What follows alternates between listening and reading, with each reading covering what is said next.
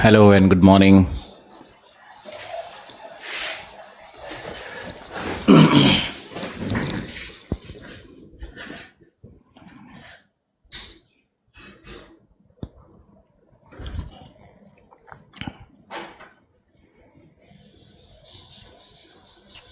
Sarvesh, good morning. Suman, Archana, Yuvraj,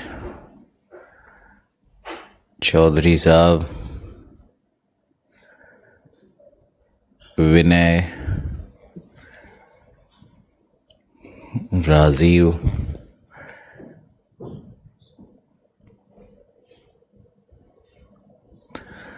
क्या हमारी आवाज़ आ रही है अब तक या वॉइस प्रॉब्लम अभी भी है? Pushpendra, Deepak, Alisha, Harshit, Kuldeep, good morning sir, Paramjeet, अब आप लोगों का आ रहा है। तबीयत कैसी है आपकी दीपक? अच्छे हैं? बढ़िया है। थोड़ा सा वॉइस का कुछ रह गया है शायद, लेकिन मैंने कोई मेडिसिन नहीं लिया और मैंने आयुर्वेदिक या जो आप कहते हो दादी नानी के नुस्खे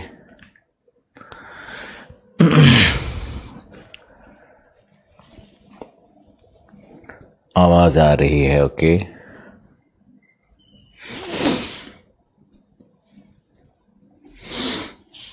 सब ठीक है। All right.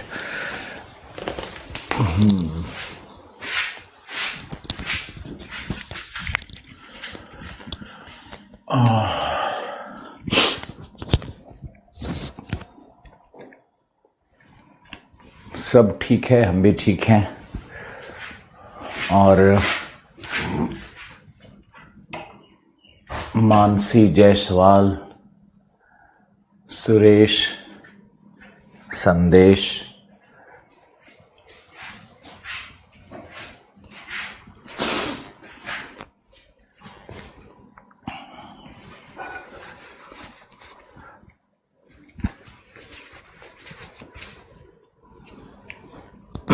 आपके प्लानर में दिवाली की छुट्टियां कब से है? दिल्ली में पॉल्यूशन बहुत हो रहा है और यहाँ पे 7 टाइम्स ज़्यादा पॉल्यूशन का लेवल हो चुका है। बहुत सफोकेशन है और दिवाली में लोग पटाखे चला ही रहे हैं। लोगों को तो कुछ समझ में नहीं आ रहा है कि क्या हाल होगा दिल्ली का इस दिवाली में।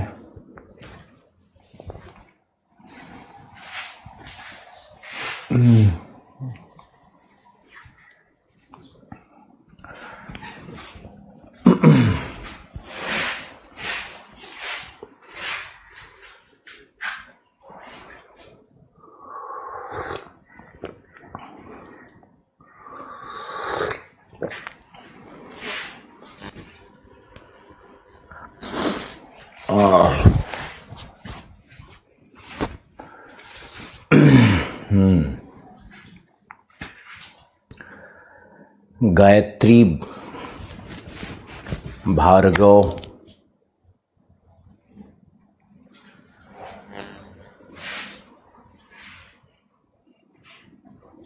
ओह थैंक यू।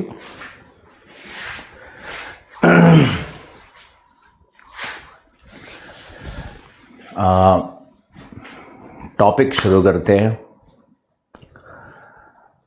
अगर आप में से कुछ लोग दिल्ली में ही हैं तो कुछ तो हेल्थ के लिए सोचना पड़ेगा।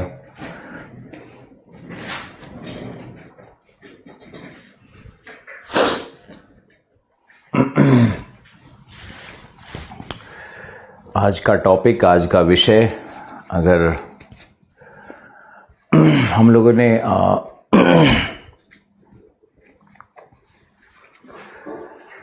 टाइड्स के थ्योरीज को पढ़ना शुरू किया था और न्यूटन, लाप्लास और प्रोग्रेसिव वेव थ्योरी मैंने आपको लिखवाया था। आज प्रोग्रेसिव वेव थ्योरी को एक्सप्लेन करते हैं, आप समझने की कोशिश करो। और प्रगामी तरंग सिद्धांत में एक मैप के माध्यम से आपको समझाने का प्रयास किया जा रहा है। अटलांटिक ओशियन को दिखाना हो तो सारे कॉन्टिनेंट्स बनाने की कोई ज़रूरत नहीं होती। आप एक रफली इस तरह से कुछ ड्रॉ कर सकते हो और उसको आप अगर ऐसे बंद कर दोगे इनसेट में, तब भी ये अटलांटिक ओशियन को आप दिखा सकते हो। ओके, देखो, प्रगामी तरंग सिद्धांत के अनुसार, जो कि न्यूटन के सिद्धांत में परिसंशोधन करना चाहता है, न्यूटन में जो भी कमियां थी उसको दूर करने का प्रयास किया गया है और टाइड को क्षैतिज प्रवाह के रूप में, क्षैतिज तरंग के रूप में देखने का प्रयास किया गया है। जबकि न्यूटन में टाइड क्या है? Discrete rise and fall in the sea level. यहां हम लोग देखेंगे कि प्रगामी तरंग है क्या और प्रगामी तरंग कैसे उत्पन्न होता है, कहां उत्पन्न होता है, वेवेल के अनुसार कैसे है ये। आप देखो, इनके अनुसार ये जो मेरिडियन है, मान लो ये हमारा एक मेरिडियन है, इसको हमने मान लिया कि ये 20 डिग्री ईस्ट है या 30 डिग्री 25 डिग्री ईस्ट है। तो ये 25 डिग्री ईस्ट मेरिडियन है जिस पे अगर मून अपीयर होता है, अगर मून आया यहां पर, ये है हमारा मून इस मेरिडियन के ऊपर में, यहां मान लो ऐसे आया, तो जब मून इसके ऊपर आएगा तो थल के भाग पर कोई प्रभाव नहीं पड़ेगा। लेकिन ये जो साउदर्न ओशियन है वो फ्लूइड है, तरल है, तो तरल पर प्रभाव पड़ेगा और तरल में स्टैंडिंग वेव उत्पन्न होगा, या इसी को ऑसिलेटरी वेव कहता है, दोलन तरंग कहता है। इसको आप दोलन तरंग मान लो, या इसको आप लंबवत स्टैंडिंग वेव मान लो, वर्टिकल वेव मान लो। तो ये स्टैंडिंग वेव उत्पन्न होगा दक्षिणी महासागर में, जहां पर महाद्वीपों का अभाव है। अब ये जो वाटर स्विंग करेगा, तो ये वाटर स्विंग करेगा जब मून के नीचे में, तो पृथ्वी घूर्णन करती है पश्चिम से पूर्व की ओर, पश्चिम से पूर्व पृथ्वी घूर्णन कर रही है।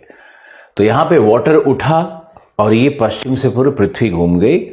इस दशा में ये जो स्टैंडिंग वेव है ये कन्वर्ट हो जाता है, परिवर्तित हो जाता है क्षैतिज पश्चिम की ओर गति के रूप में, पश्चिम की ओर इसकी गति प्रारंभ हो जाएगी। इसी को कहता है प्रोग्रेसिव वेव। प्रोग्रेसिव वेव का मतलब होता है डिस्टेंस के साथ जिसकी गति में वृद्धि हो, है ना। रिग्रेसिव वेव और प्रोग्रेसिव वेव, प्रोग्रेसिव वेव मतलब जिसका वेलोसिटी, फ्रीक्वेंसी ये सब बढ़ते चला जाए वेव का, वो प्रोग्रेसिव वेव होता है। तो ये प्रोग्रेसिव वेव इसलिए कह रहा है क्योंकि जो पृथ्वी की घूर्णन है उसके कारण ये स्टैंडिंग वेव टूट करके प्रोग्रेसिव वेव बना है और इसकी गति बढ़ते जा रही है आगे की तरफ। आगे जाकर के प्रोग्रेसिव वेव केप हॉर्न है, यहां पर HORN अंतरीप है, दक्षिणी अंतरीप है मान लो यहां पे। तो दक्षिणी अंतरीप से टकरा करके ये सारा वेव लौटता है इस दिशा में। तो ये जो लौटता हुआ वेव है, ये जो लौटता हुआ वेव है, इसको ये कहता है सेकेंडरी वेव, यानी द्वितीयक तरंगे। यह है सेकेंडरी वेव। फिर कहता है कि बीच में ये मिड अटलांटिक रिज है, ये हमने मध्य महासागरीय कटक का क्षेत्र ले लिया। तो जो मिड अटलांटिक रिज है इससे ये टकरा करके दो भागों में बट जाएगी। इस तरह से ये जो वेव आ रही है ये टकरा करके इधर और इधर बट जाएगी, यानी टाइड समानांतर तटों पर एक साथ आएगा। अगर ये टाइड मान लो 10 AM पे आ रहा है यहां अफ्रीका गिनी तट पे, तो उसके समानांतर ब्राजील का तट है, यहां भी ये 10 AM को ही आएगा। और ये जो टाइड लाने वाली वेव्स हैं इसी को कहता है व्युत्पन्न तरंगे, यानी डिराइव्ड वेव्स। ये डिराइव्ड वेव्स है। प्रोग्रेसिव वेव, सेकेंडरी वेव और ये भी जो सेकेंडरी वेव मैंने दिखाया ये भी इधर लौटेगी, टकराने के बाद कटक से ये भी इधर लौट जाती है। तो दोनों तरफ एक ही प्रकार का ज्वार उत्पन्न होगा, एक ही समय में होगा, और लगातार ये जो वेव्स हैं ये इस तरह से प्रोग्रेस कर रहे हैं। और ये मान लो 10 था तो ये 11 AM होगा, तो ये भी 11 AM होगा। ये 12 PM होगा तो इधर भी 12 PM ही होगा। यूएसए 2 PM होगा तो यहाँ भी ये जो तरंगे आ रही हैं धीरे धीरे फैल रही है, ये भी 2 PM होगा। यानी टाइड इस थ्योरी के अनुसार दक्षिण से उत्तर की ओर ट्रैवल करता है, और दूसरा समानांतर तटों पर एक ही समय में एक ही प्रकार का ज्वार उत्पन्न होगा।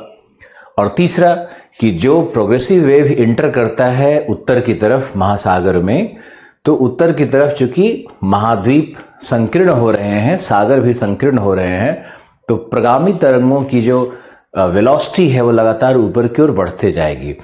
और ये तीनों के तीनों कॉन्सेप्ट गलत है। और चौथा कॉन्सेप्ट ये है कि यहाँ पर दक्षिणी भाग में, महासागर के दक्षिणी भाग में दोलन तरंगें उत्पन्न होगी।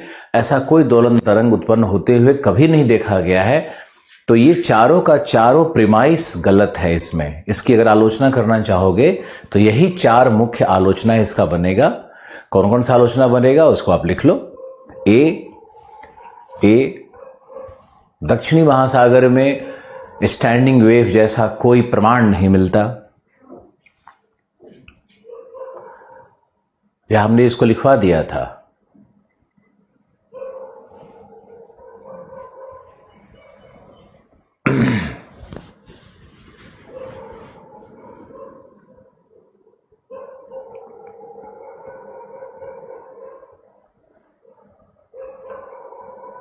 दूसरा, दक्षिणी महासागर में पूर्व से पश्चिम की ओर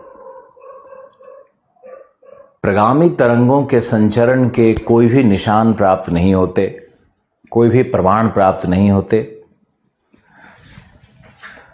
क्योंकि यहां प्रोग्रेसिव वेव हो ही नहीं सकता है, क्योंकि यहां तो पश्चिम पछुआ प्रवाह है। तो या तो पश्चिम पछुआ प्रवाह चल ले या फिर प्रोग्रेसिव वेव चल ले। ऐसे कैसे हो सकता है कि दोनों एक साथ चलने लगेगा? तो ये एजम्पशन ही गलत है। ना दोलन तरंग है ना प्रोग्रेसिव वेव है। तीसरी आलोचना होगी कि उत्तर की ओर वेलोसिटी बढ़ेगा तरंगों का, असंभव। मंदन के कारण तरंग का वेलोसिटी घटेगा। फिर इसमें है कि टाइड कभी भी दक्षिण से उत्तर की ओर प्रगति नहीं करते। ओके, ये सब लिखवा दिया होगा शायद। ओके, तो ये पूरा हमारा प्रगामी तरंग सिद्धांत है। अब हम लोग चलते हैं स्टेशनरी वेव के ऊपर में, यानी कि स्थैतिक तरंग सिद्धांत क्या है, इसको पहले लिखना होगा फिर समझाएंगे। तो आप लिखो स्थैतिक तरंग सिद्धांत। स्थैतिक तरंग सिद्धांत बाय हैरिस। यूएस में नेविगेटर थे ये, मैरीन रिसर्चर भी हैं। लिखो, यह सर्वमान्य, सर्व प्रामाणिक एवं वैज्ञानिक सिद्धांत माना जाता है।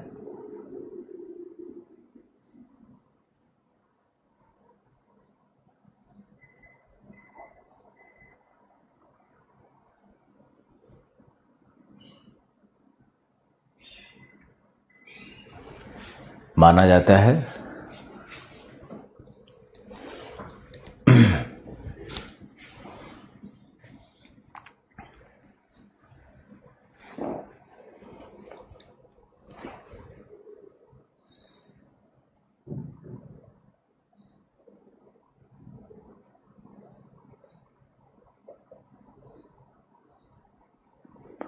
दूसरा लाइन लिखो, यह सिद्धांत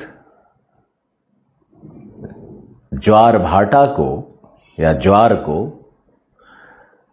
देशांतरीय परिघटना न मानकर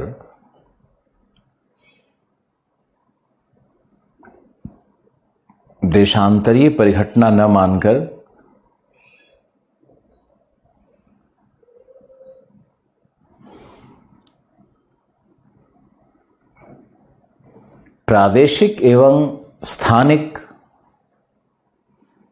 परिघटना मानता है,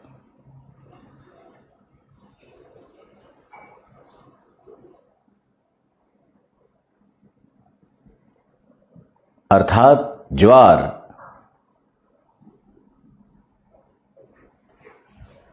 महासागर के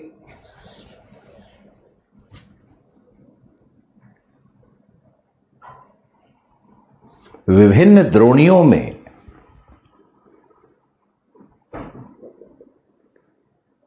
द्रोणियों में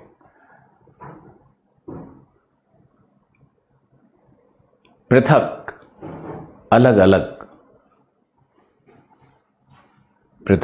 अलग अलग उत्पन्न होता है।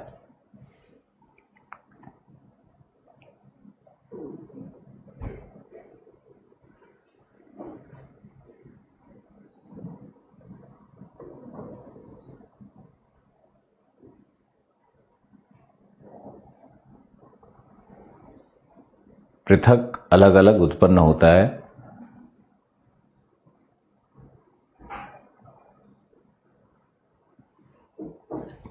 हैरिस ने महासागर को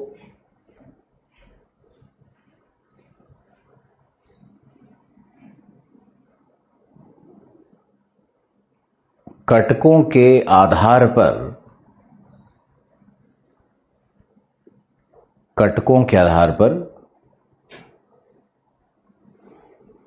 अलग अलग द्रोणियों में विभाजित माना है।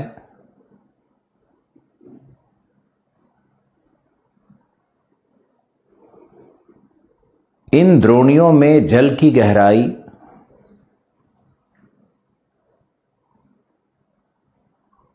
तट की आकार की नीतलीय उच्चावच ज्वार के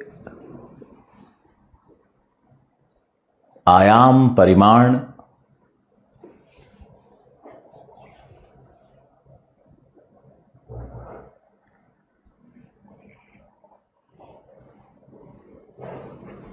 ज्वार के आयाम परिमाण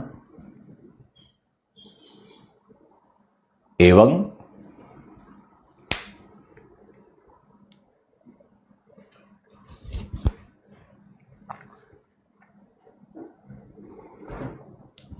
समयांतराल को निर्धारित करते हैं। समयांतराल को निर्धारित करते हैं।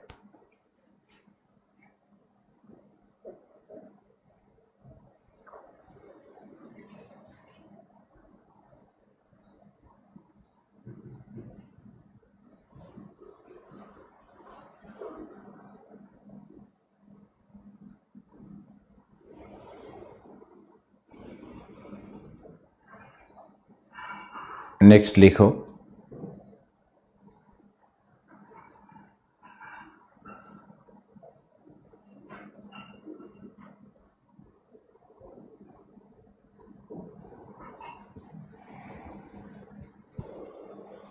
पृथ्वी की घूर्णन गति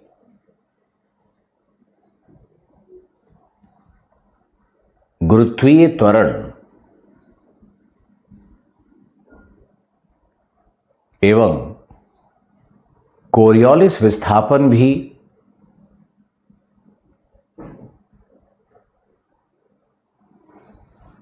ज्वार को प्रभावित करता है।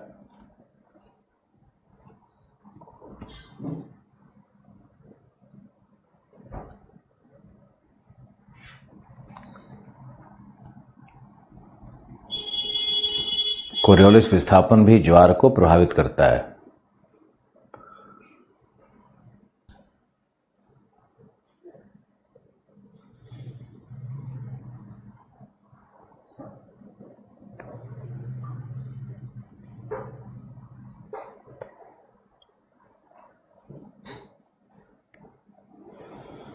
फिर लिखो,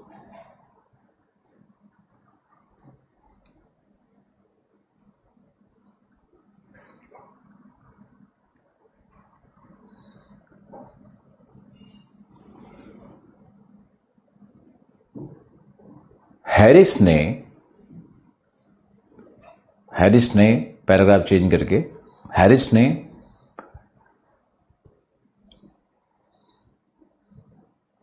चंद्रमा के विभेदी गुरुत्वाकर्षण के कारण दिए गए देशांतर पर या चंद्रमा से लंबवत देशांतर पर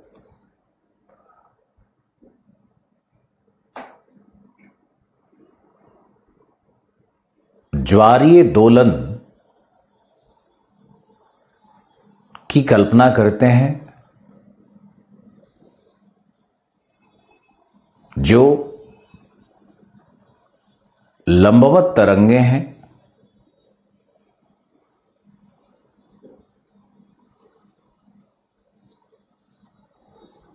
अथवा स्टैंडिंग वेव्स हैं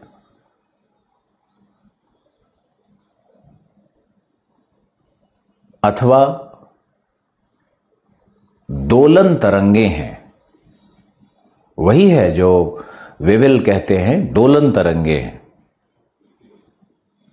जब एक्सप्लेन करेंगे तब दोनों सिद्धांत में अंतर स्पष्ट होने लगेगा।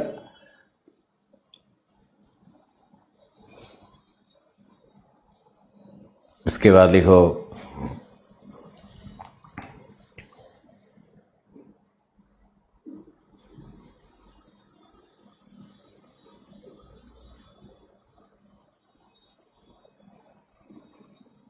अभी हम आप लोग का प्रश्न नहीं ले पा रहे हैं, पहले लिखवाएंगे, उसके बाद ही आपका जो एसएमएस आ रहा है उसको हम पढ़ेंगे। लिखो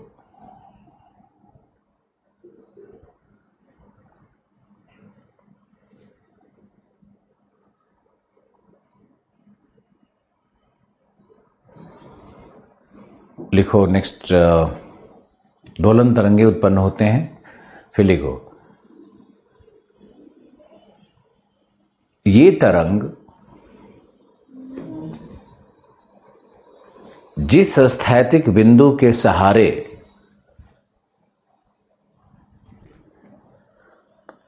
दोलायमान होते हैं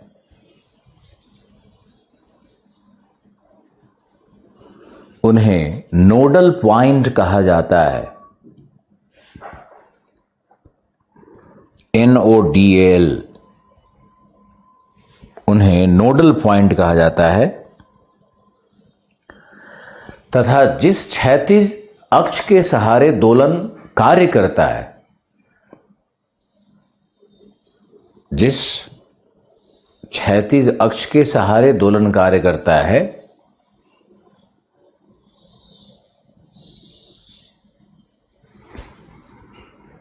उसे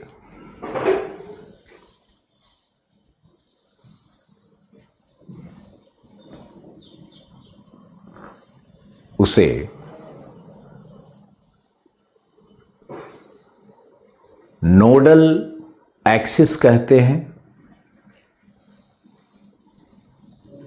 नोडल एक्सिस, नोडल अक्ष कहते हैं।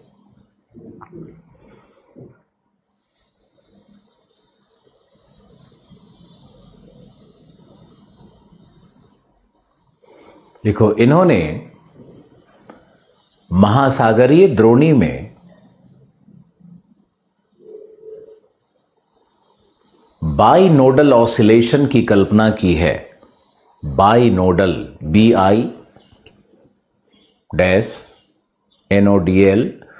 बाई नोडल ऑसिलेशन, द्विनाभिकीय दोलन, द्विनाभिकीय दोलन, बाई नोडल ऑसिलेशन की कल्पना की है, क्योंकि महासागरीय द्रोणी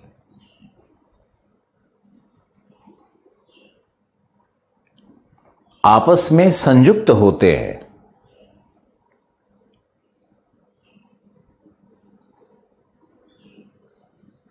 आपस में संयुक्त होते हैं तथा एक से अधिक द्रोणियों में यदि ज्वारीय तरंग उत्पन्न होंगे एक से अधिक द्रोणियों में यदि ज्वारीय तरंग उत्पन्न होंगे तब दोलन प्रक्रिया को बाइनोडल ऑसिलेशन कहते हैं। बाइनोडल ऑसिलेशन कहते हैं। अन्यथा एक द्रोणी में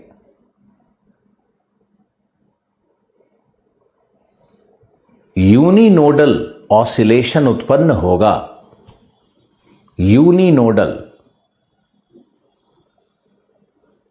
एकल नाभिकीय दोलन उत्पन्न होगा।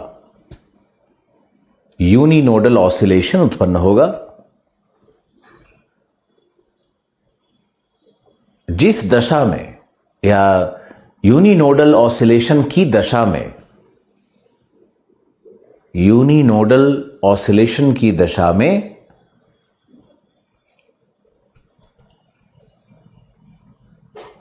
वेवलेंथ अपॉन 2 का निर्माण होता है, हाफ वेवलेंथ का निर्माण होता है। लिखते रहो फिर समझाएंगे। हाफ वेवलेंथ का निर्माण होता है। वेवलेंथ WL/2 का निर्माण होता है, या 1/2 वेवलेंथ, हाफ वेवलेंथ का तरंग दैर्घ्य का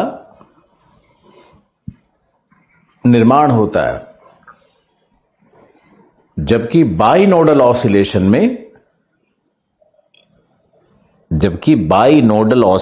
में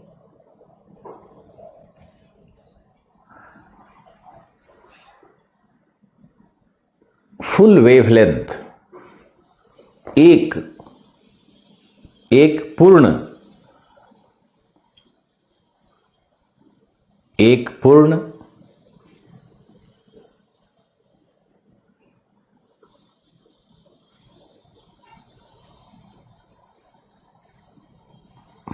टाइडल वेव अथवा ऑसिलेटरी वेव, दोलन तरंग का निर्माण होगा। नेक्स्ट पैराग्राफ ध्यान से लिखना है। सबसे साइंटिफिक थ्योरी है, यही थ्योरी समझना है। बहुत चैलेंजिंग है, ध्यान कंसंट्रेशन बहुत लगाना होगा। नेक्स्ट, चंद्रमा जैसे ही महासागरीय द्रोणी पर प्रकट होता है, जल या लंबवत जल, चंद्रमा से लंबवत जल स्टैंडिंग वेव के रूप में दोलायमान हो जाता है। स्टैंडिंग वेव के रूप में दोलायमान हो जाता है तथा द्रोणी में नोडल पॉइंट का निर्माण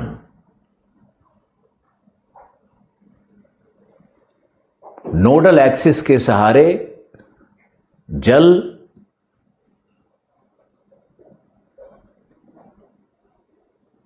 चंद्रमा के नीचे, चंद्रमा से लंबवत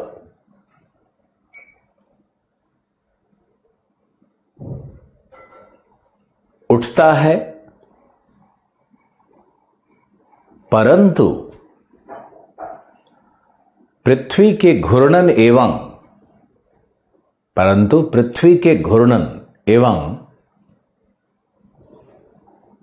कोरियोलिस प्रभाव के कारण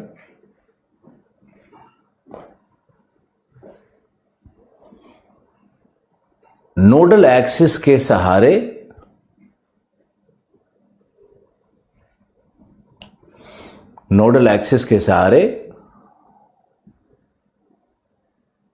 दोलायमान जल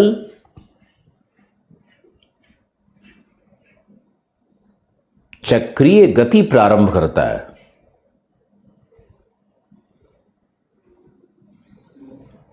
चक्रीय गति प्रारंभ करता है।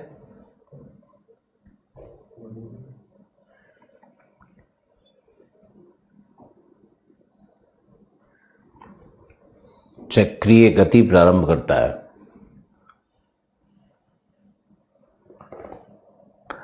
जिसे गायरेटरी मोशन कहते हैं या जायरेटरी कुछ लोग पढ़ते हैं। GYRATORY।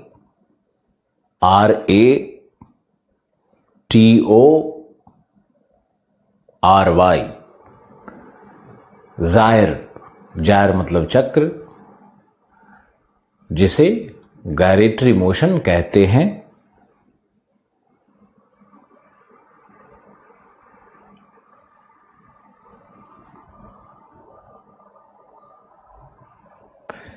यह चक्र उत्तरी गोलार्ध में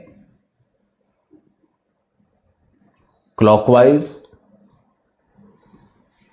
एवं दक्षिणी गोलार्ध में एंटी क्लॉकवाइज होता है।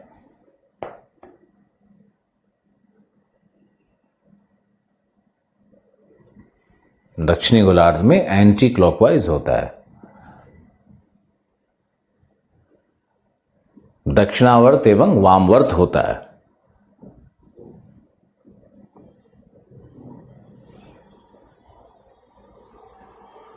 दक्षिणावर्त एवं वामवर्त होता है।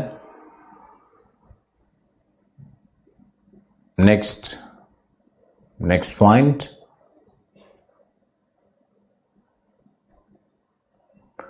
चंद्रमा जैसे जैसे समुद्र के द्रोणी के ऊपर शिफ्ट होगा,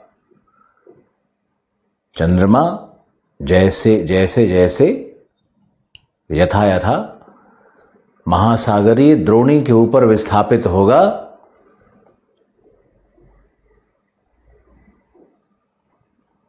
बाइनोडल ऑसिलेशन प्रारंभ हो जाता है।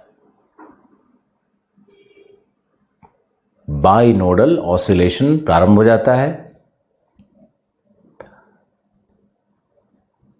जिस काल्पनिक बिंदु के दोनों तरफ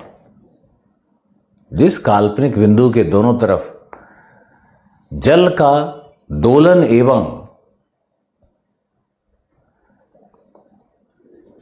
दोलन एवं चक्रीय गति स्थापित हो रहा है,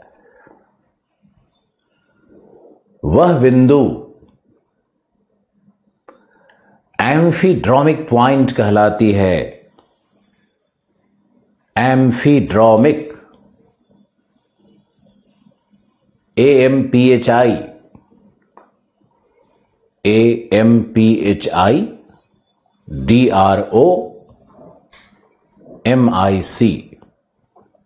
वह एम्फीड्रोमिक पॉइंट कहलाती है। ओके, फिर आप लिखो एम्फीड्रोमिक पॉइंट वह स्थैतिक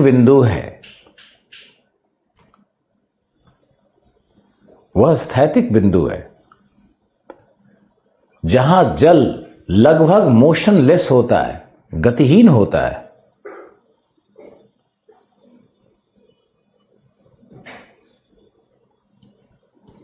अतः इसे स्थैतिक बिंदु भी कहते हैं, स्टेशनरी पॉइंट भी कहते हैं।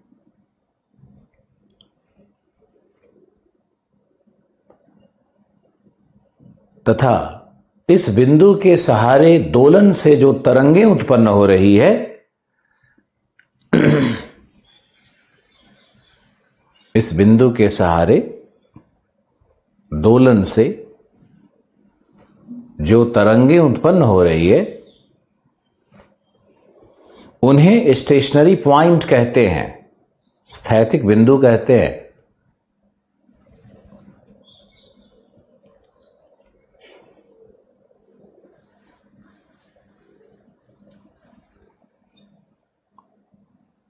नेक्स्ट, इस सिद्धांत के अनुसार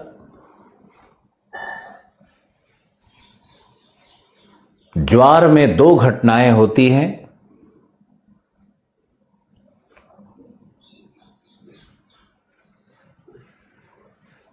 फ्लो एंड इब। फ्लो FLOW और इब EBB। फ्लो का अर्थ है जब तट पर जल का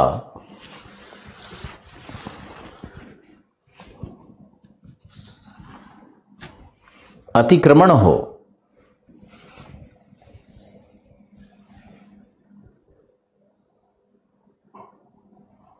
इब का अर्थ है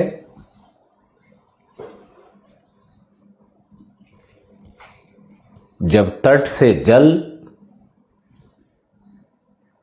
रिसीड करे, पीछे लौटे।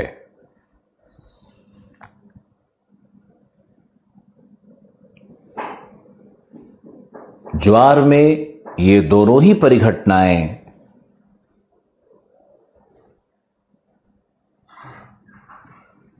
एक ही तट के पास देखी जाती हैं।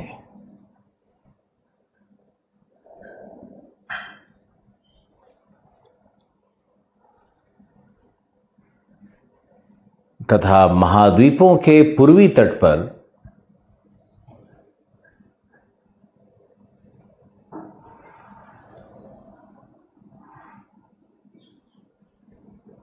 ज्वारीय तरंगे एवं धाराएं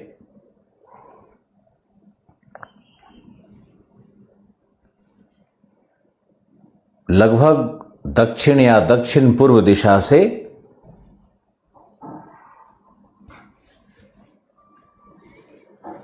प्रवेश करती हैं।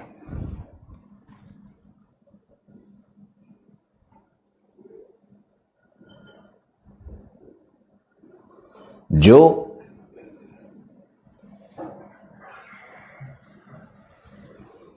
जल के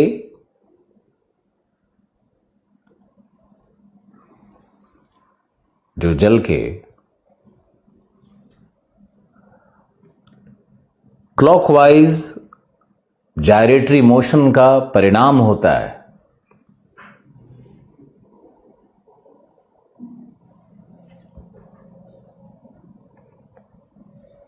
दक्षिणावर्त चक्रीय गति का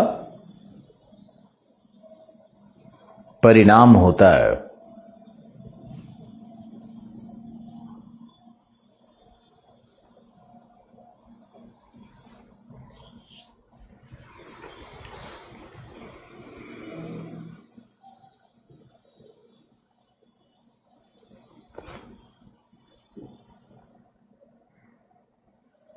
एक ही देशांतर पर, अगला पैराग्राफ, एक ही देशांतर पर ज्वार अलग अलग समय में प्रकट हो सकते हैं क्योंकि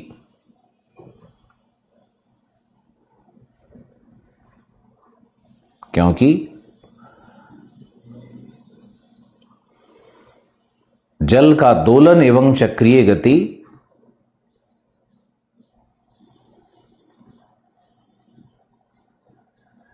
द्रोणी में जल की गहराई एवं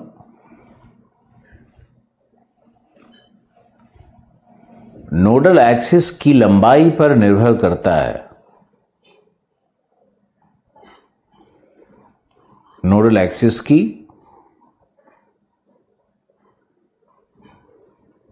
लंबाई पर निर्भर करता है।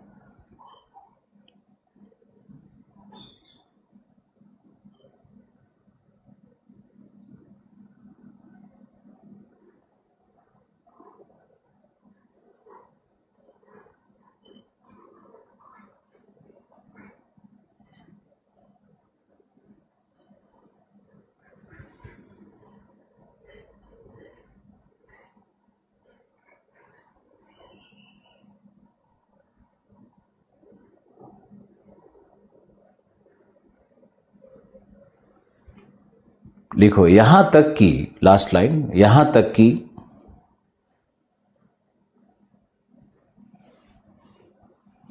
ज्वार का परिमाण एवं आयाम, मैग्नीट्यूड एंड एम्पलीट्यूड भी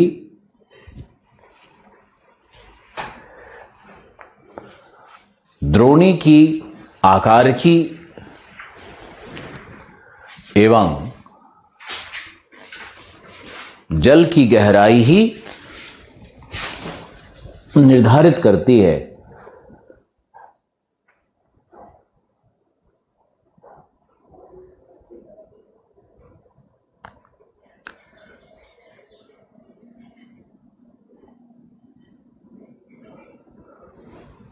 जयपाल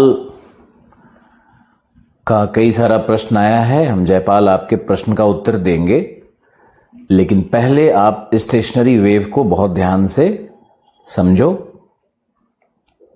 और टाइड की जो परिघटना है उसको बहुत अच्छे से समझना है।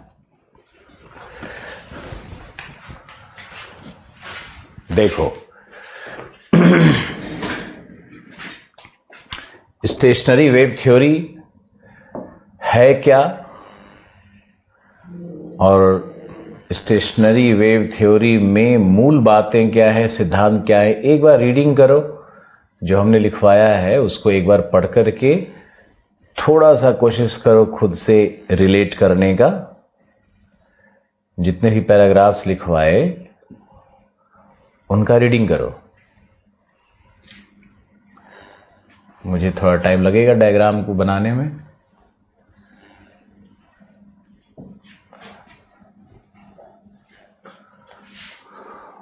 ओके,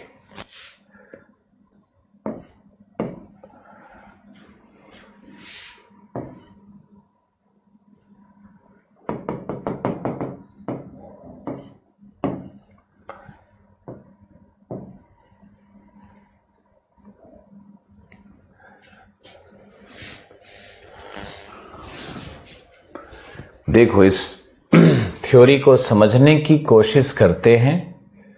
ये हमारा है मध्य अटलांटिक रिज, और इस रिज से कई सारे इस तरह से, मान लो ये वैल्विस रिज है, तो ये गिनी रिज है, तो यहाँ पर ये कैनरीज रिज है। इस तरह से कई रिजेज और बने हुए हैं। अगर आप देखोगे अटलांटिक महासागर के यहाँ पे ये मैक्सिकन राइज है, ये अर्जेंटाइन राइज है, इस तरह से सब बना हुआ है। यहाँ पे न्यू फंडलैंड राइज बना हुआ है। तो इस सिद्धांत के अनुसार यहाँ पर ये हमारा नॉर्थ सी वाला एरिया है, यहाँ भी ऐसे बना हुआ है।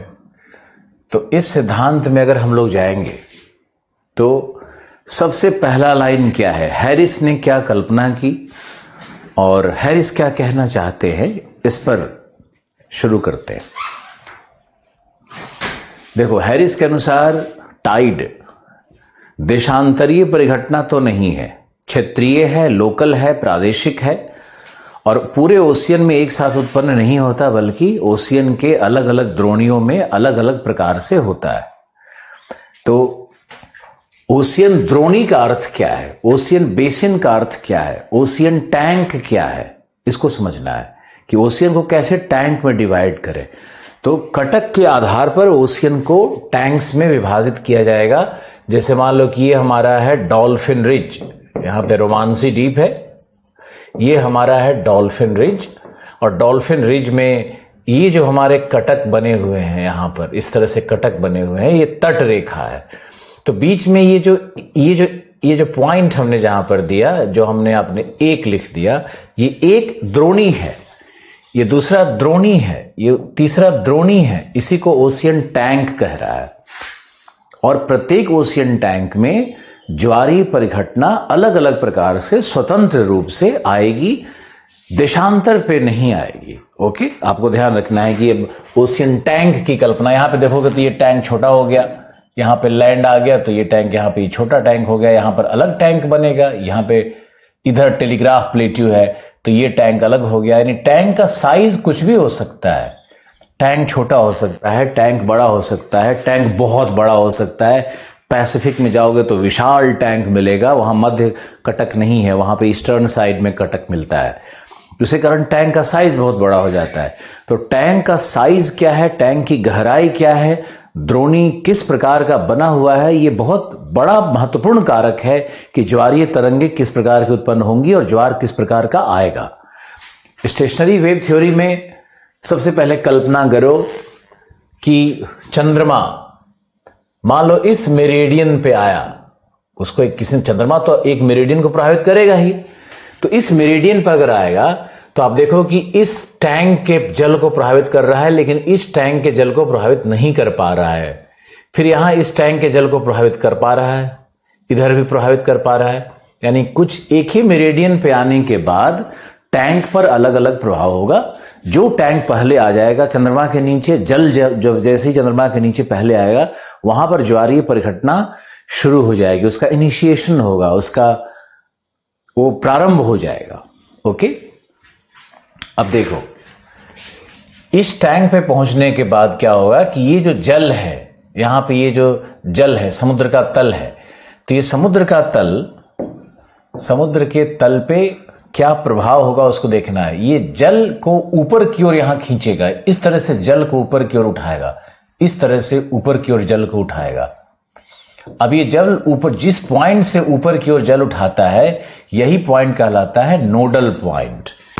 यानी हमारा जो ये जो आई है, ये आई हमारा है नोडल पॉइंट। ये अभी एम्फीड्रोमिक पॉइंट नहीं बना है, ये नोडल पॉइंट है।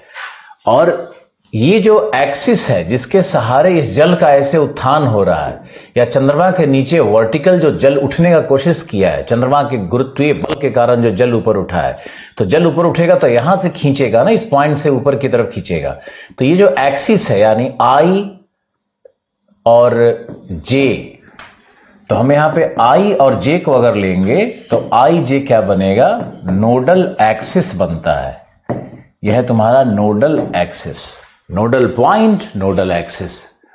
अब आगे देखो कि इस तरह से जल यहां पर ऊपर की ओर उठ रहा है, लेकिन जैसे ही जल ऊपर उठने की कोशिश करेगा या जैसे ही ऊपर की तरफ जल स्विंग कर रहा है, दोलन कर रहा है, स्टैंडिंग वेव बन रहा है, वैसे ही पृथ्वी का जो घूर्णन गति है वो इस एक्सिस को घुमा देगी, है ना, और एक चक्रीय गति उत्पन्न करेगी।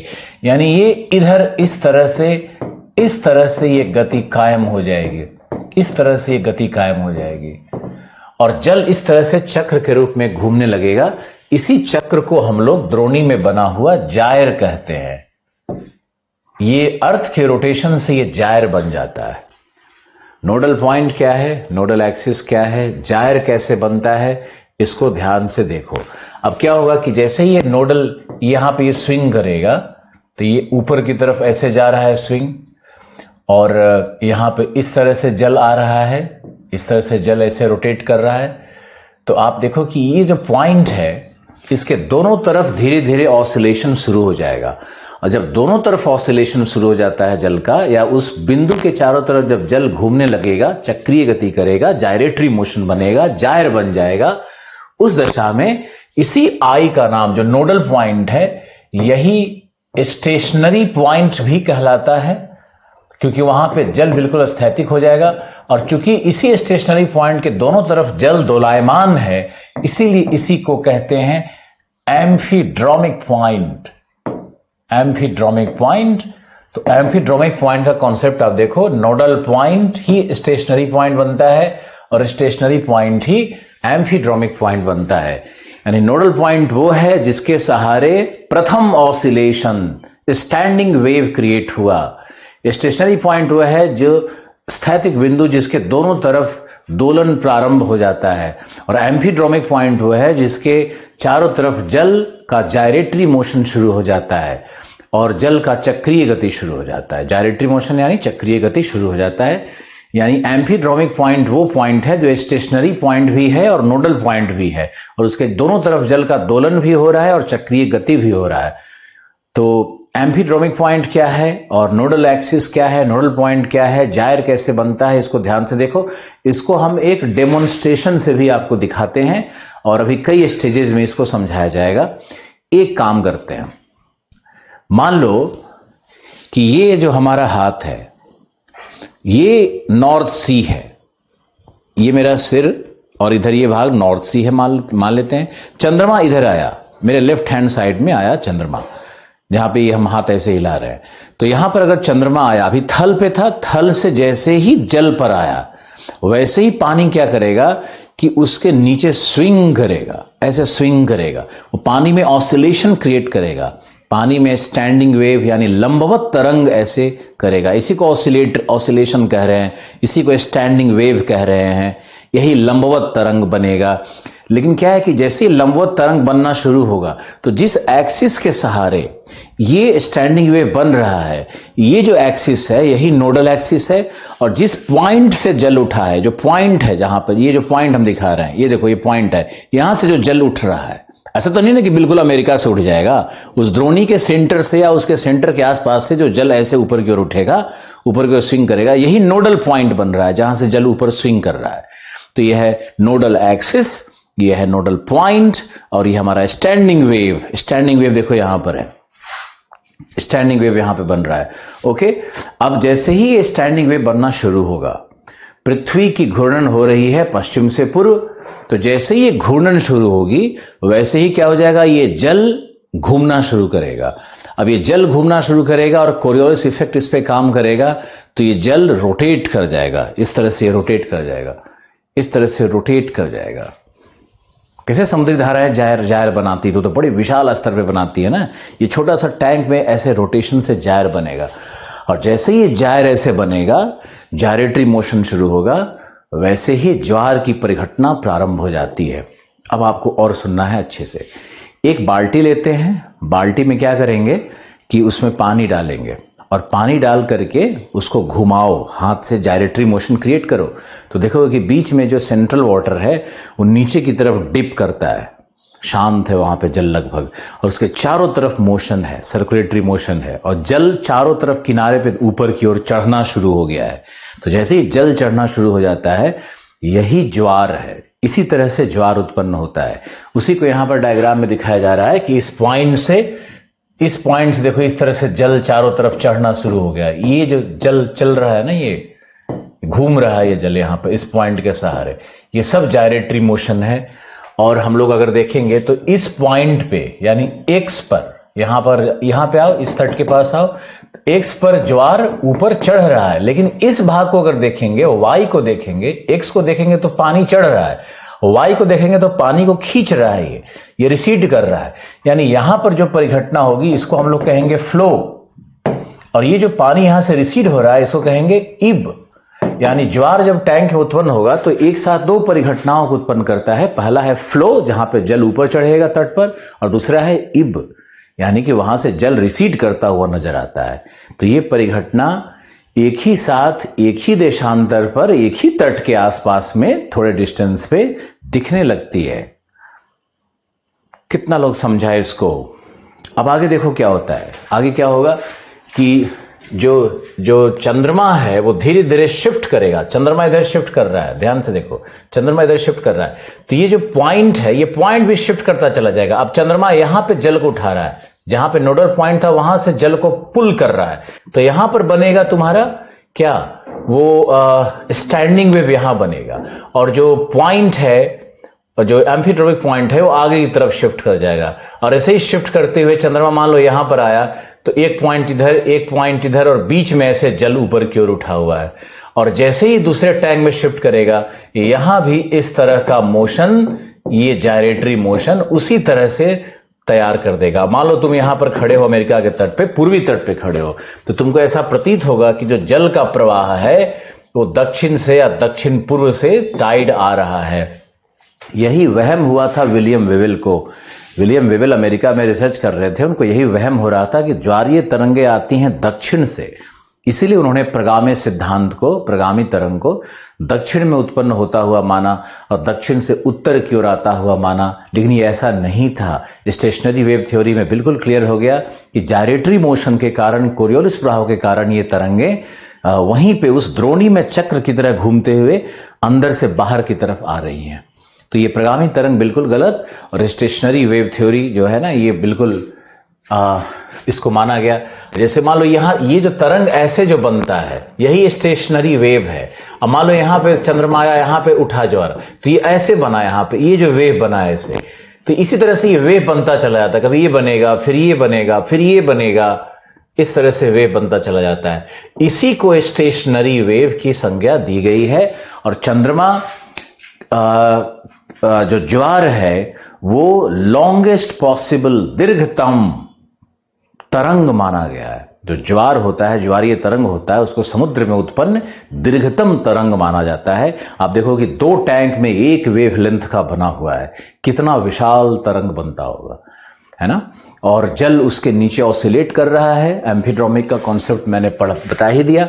अब यही तरंग जब स्टेशनरी वेव आता है यहां पर, तो ये टैंक में जाने के बाद एम्फीड्रोमिक पॉइंट जैसे ही टैंक में शिफ्ट होगा, केंद्र भाग में शिफ्ट होगा, वैसे ही जायरेटरी मोशन से ज्वार उत्पन्न होने लगेगा। इस परिघटना को समझने की कोशिश करो, और यही हमारा ज्वार है। अब इसमें एक चीज और समझाते हैं आपको, थोड़ा सा और ध्यान देना है कि मान लो कि ये जो नोडल एक्सिस था इसकी लंबाई थी 100 किलोमीटर, और ये जो नोडल एक्सिस है यहां पर गिनी के पास, इसकी लंबाई है 50 किलोमीटर। तो ये जल्दी घूम जाएगा ना, 50 किलोमीटर वाला जल्दी घूम करके यहां पे पहुंच जाएगा। यानी चंद्रमा अगर एक देशांतर पर एक ही समय पर पहुंचा है और एक ही समय चंद्रमा की गुरुत्वीय शक्ति कार्य भी कर रही है, तब भी जो नॉर्थ सी में ज्वार आएगा उसमें ज्यादा टाइम लगेगा, और जो गिनी तट पर ज्वार आएगा इसमें कम टाइम लगेगा। क्योंकि ये जो नोडल एक्सिस का लेंथ है, ये ज्वार कब आएगा उस टाइम इंटरवल को डिटरमाइन कर रहा है, उसका निर्धारण कर रहा है। यहां पे मान लो हम लोग आते हैं तो यहां पे 100 था, यहां पे 50 था, यहां मान लेते हैं 150 किलोमीटर ये लंबा नोडल एक्सिस बना, तो इसको घूम करके आने में और लंबा टाइम लगेगा। तो यहां पर हो सकता है कि ज्वार और 1 घंटे आधे घंटे के बाद आएगा। यानी एक ही तट पर, एक ही देशांतर पर अलग अलग समय पर ज्वार उत्पन्न हो सकते हैं। यह निर्भर करता है कि नोडल एक्सिस की लंबाई कितनी है, टैंक का साइज कैसा है, जल की गहराई कैसी है। दूसरा ये देखना है, नेक्स्ट ये देखना है कि मान लो यहां पे जल की गहराई कम है, यहां पे जल की गहराई ज्यादा है, तो जहां गहराई अधिक होगी वहां पे ऑसिलेशन भी उतना ही ऊंचा होता है। तो यहां पे टाइड का जो आयाम है, परिमाण है, वो भी अलग अलग होगा। जैसे भारत में ओखा एक जगह है, गुजरात में ओखा एक जगह है, वहां पे सिर्फ 2 मीटर का टाइड आता है। कारण क्या है, वहां पे समुद्र ही छिछला है, तो छिछले समुद्र में टाइड ज्वारीय तरंगे उत्पन्न ही नहीं होती, बहुत कम एल्टीट्यूड की आयाम की होंगी ना तरंगे, तो ओखा में सबसे कम आता है टाइड। और बहुत ही उच्चतम ज्वार आता है अमेरिकी तट पे, बे ऑफ फंडी में, चाइना के तट पे, यहाँ पे टाइडल बोर्स आता है, बोर्स BORES, टाइडल बोर्स आता है। कारण बताएंगे। ये देखो, जल की गहराई, नोडल एक्सिस की लंबाई, द्रोणी की आकार की, ये सब प्रभावित कर रहा है कि टाइड कब आएगा, कैसे आएगा, एम्पलीट्यूड क्या होगा, उसका मैग्नीट्यूड क्या होगा। और टाइड का फिनोमेना एक साथ क्या लाता है, यहां पर इब लाएगा, सॉरी यहां पर फ्लो लाएगा, तो यहीं से वो पानी अंदर खींच करके यहां पर फ्लो लाएगा। तो इब और फ्लो, सॉरी फ्लो और इब, फ्लो और इब, फ्लो मतलब पानी का चढ़ना, इब मतलब पानी का वहां पे थोड़ा घटना। तो इब और फ्लो की घटना आप देखोगे तो तट के पास एक साथ उत्पन्न हो रही है। और ये हमारा स्टेशनरी वेव थ्योरी है। इसी में अगर आप देखना चाहो कि भाई जो ऑसिलेशन है या एम्फीड्रोमिक पॉइंट पे ही मान लो एक प्रश्न आ गया, ऐसा हो सकता है कि एम्फीड्रोमिक पॉइंट पर ही एक पूरा प्रश्न पूछ दे। जब इवेपोट्रांसपिरेशन पे पूछ रहा है, जब आइसोडेपेन पे पूछ रहा है, तो ये एम्फीड्रोमिक पॉइंट पे भी जरूर प्रश्न पूछेगा। और अभी कहीं इस पे कुछ नोट्स वोट्स नहीं मिलता है। हमारा जो एक्सप्लेनेशन है उसको बार बार सुनिए, लिखने की कोशिश करिए। नोडल पॉइंट कैसे बना, स्टेशनरी पॉइंट क्या है, फिर एम्फीड्रोमिक पॉइंट क्यों कहते हैं, ये आप समझो और लिखने की कोशिश करो। इस मॉडल के कॉन्टेक्स्ट में ही लिखना होता है। अब देखो, मान लो कि हम एक टैंक लेते हैं, टैंक में ये जल का स्तर है, ये टैंक का लेवल है, और इस टैंक को हम ऑसिलेट करते हैं, दोनों तरफ से ऐसे ऑसिलेट करेंगे, बराबर दोनों तरफ से ऑसिलेट करेंगे। तो क्या होगा कि पानी कभी इस तरह से और इस तरह से, 2 तरह से जल हमारा,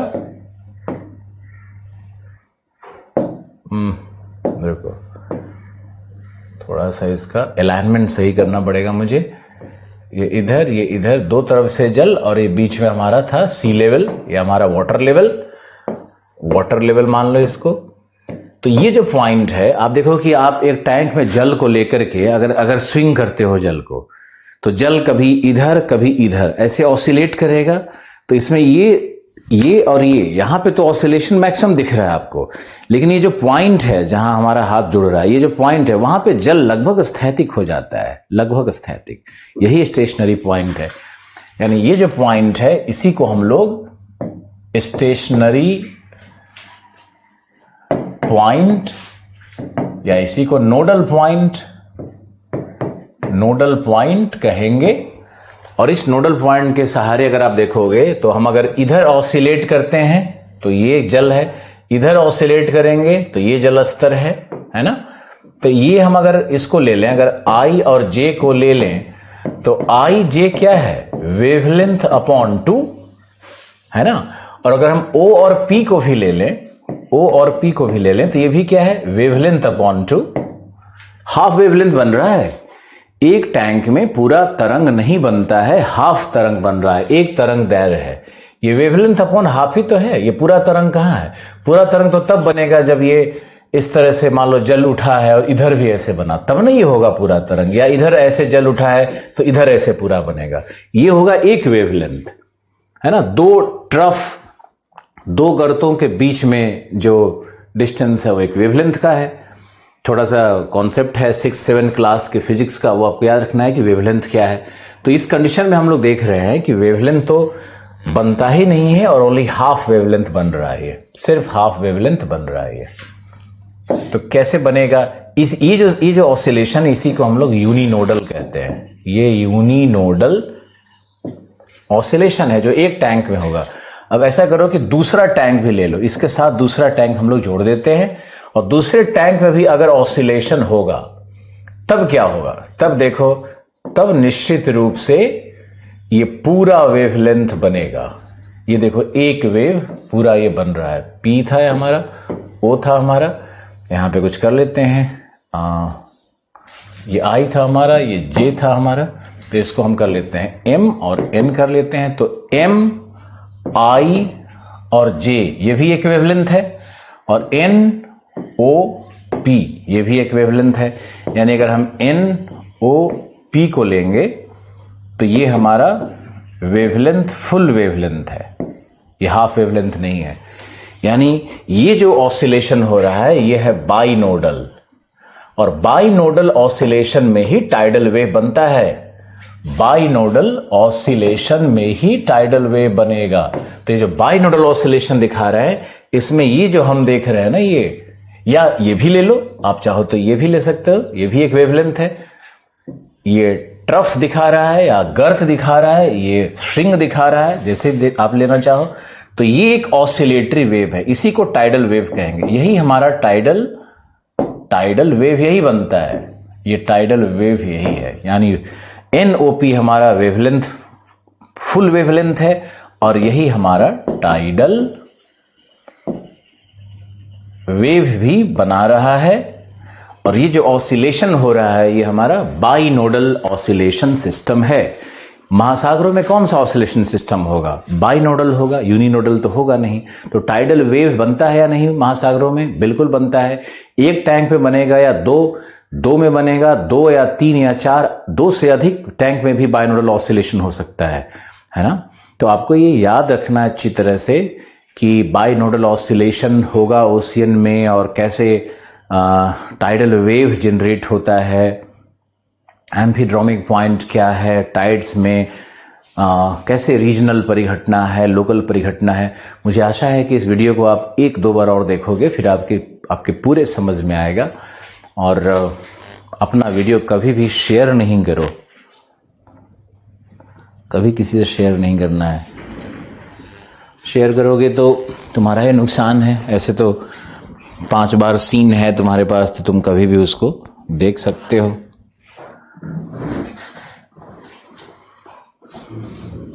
अब आपको समझाते हैं कि मुझे लगता है जायसवाल जी शायद आपके अरे साइक्लोन कैसे बन सकता है यार? एम्फीड्रोमिक पॉइंट में साइक्लोन नहीं बन सकता है। साइक्लोन बहुत छोटा होता है, टैंक बहुत बड़ा होता है। साइक्लोन पढ़ाएंगे उस समय ये सब ध्यान रखना है।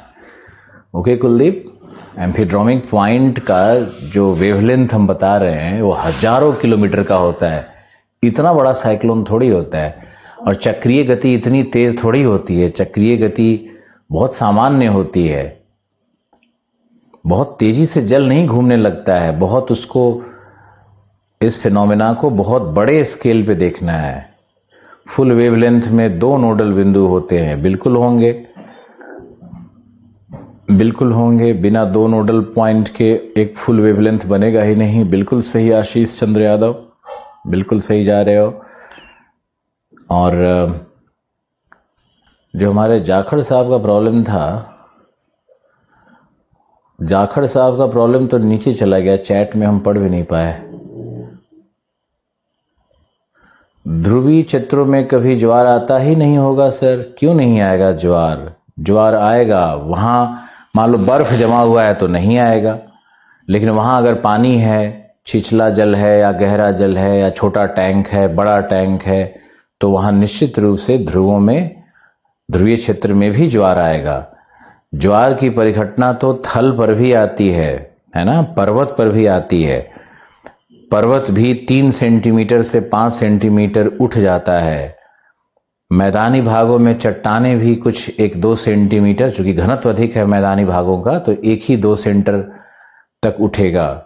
छोटानागपुर के पठार पर भी ज्वार का प्रभाव पड़ता है, चट्टान पर भी पड़ता है। लेकिन यह है कि फ्लूइड जहां पे होगा, तरल होगा, वहां पे वो ज्यादा दिखेगा। वायुमंडल पे पड़ता है। वायुमंडल के उस देशांतर पर जो वायुमंडलीय गैसेज हैं वो भी ऊपर उठ जाती हैं। ऊपर जाओगे देखोगे वो भी उठा हुआ रहेगा, बल्ज उसमें भी क्रिएट हो जाता है।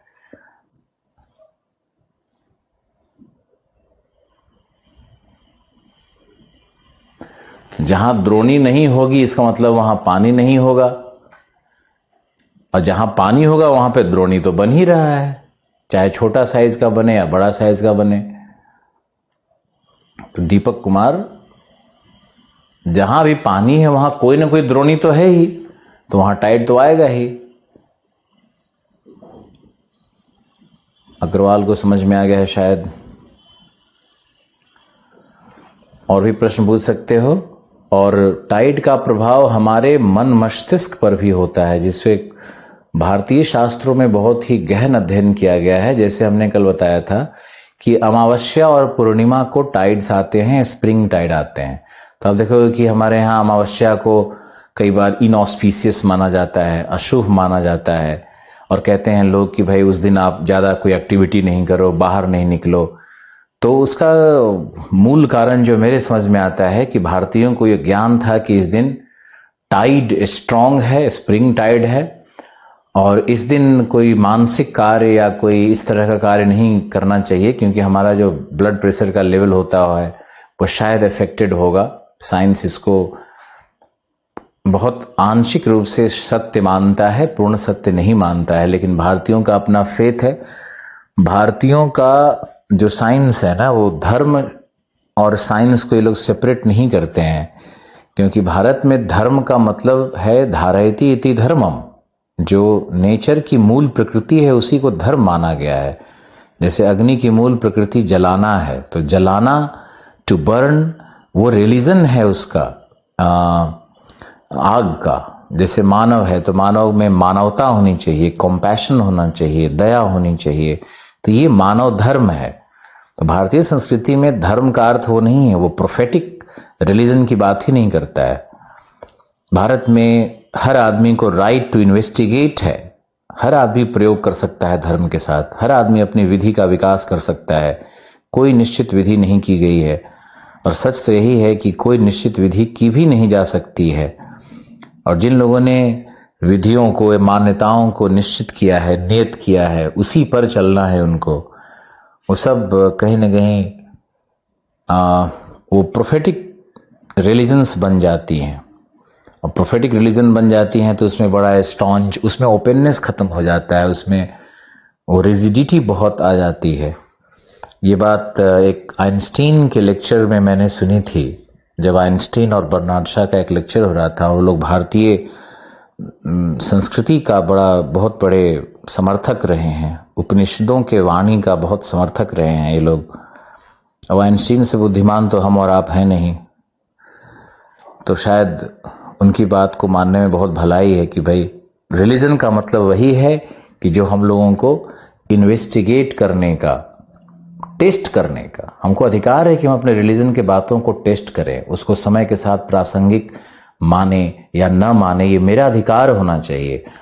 ये किसी धर्म गुरु का या किसी पंडित का या किसी का भी इस तरह से अधिकार, या किसी स्क्रिप्चर का, किसी लिटरेचर का, किसी साहित्य का, किसी ग्रंथ का ये अधिकार नहीं होगा कि वो हमारे मन और बुद्धि को प्रशासित करे।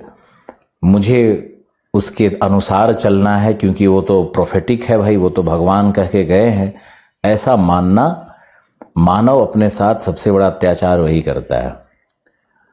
मार्क्स ने कहा है, इस पे हम बोल रहे हैं तो एक लाइन और बोल देते हैं कि मार्क्स ने कहा है कि धर्म एक सबसे बड़ा मास अफीम है, एक ऐसा अफीम है जो कि एक साथ एक बड़ा कम्युनिटी पी के बैठा हुआ रहता है और उसके नशे में झूमते रहता है, हम लोग अंधे हो जाते हैं।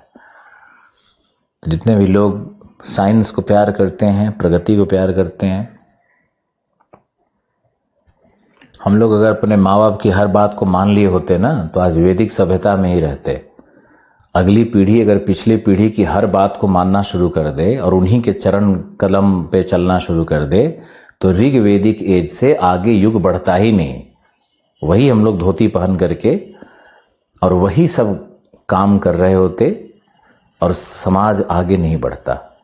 जरूर ऋग वैदिक एज के बच्चों ने रेबेल किया होगा, विरोध किया होगा, आगे नई चीज़ों को डेवलप किया होगा, फिर उनके बच्चों ने आगे कुछ डेवलप किया होगा, तभी ऐसे कुछ संस्कृतियां बदली हैं और सभ्यताएं बदली हैं, साइंस आया है, विज्ञान आया है, जिसका एक तरफ तो लोग मजा लेते रहते हैं, दूसरी तरफ अपना क्या कहें धर्म का गायन भी करते रहते हैं। हम तो कहते हैं अगर इतना ही सब कुछ अच्छा लिखा हुआ है, सभी धर्म की बात कर रहे हैं, एक की बात नहीं कर रहे हैं, सभी धर्म में अगर इतना ही अच्छा और महान लिखा हुआ है तो तुम उसी का 100 पालन करो ना। क्यों लेते हो मेडिसिन, क्यों लेते हो, चढ़ते हो हवाई जहाज पे, ये सब करने में मजा आएगा तुमको। टीवी क्यों देख रहे हो बैठ करके, मोबाइल? तो ये सब साइंस से चाहिए और अंत में फिर जाकर के कि सब ऊपर वाला दे रहा है। तो यहाँ पे कहीं ना कहीं मानव को हम लोग गौण कर देते हैं। मानव के मानवीय प्रेम के लिए धर्म का सहारा लेने का कोई जरूरत नहीं है, क्योंकि धर्म विभेद करता है, धर्म बिल्कुल विभेद करता है। फ्रांस में धर्म को कोई महत्व नहीं दिया गया है, किसी धर्म को महत्व नहीं दिया गया है। फ्रांस की घटना को अगर समझना है लोगों को तो वहां पे संविधान में या किसी भी तरह गवर्नेंस में या किसी भी जनरल लाइफ में धर्म का कोई मतलब ही नहीं है। वहां पे बस मानव धर्म, रूसो और वोल्टेयर का जगह है वो। रूसो और वोल्टेयर के में सिर्फ मानववाद मिलेगा आपको। तो वहां पे कोई किसी को किसी भी टेनेट से चलने का अधिकार नहीं है कि आपको इसी टेनेट से चलना है, इसी नियम के अनुसार चलना है।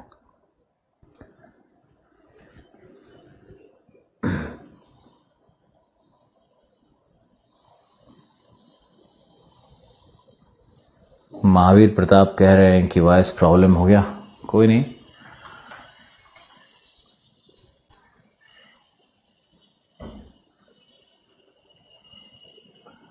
दीपक एक बार बात करने का मन करता है तो तुम कर लेना।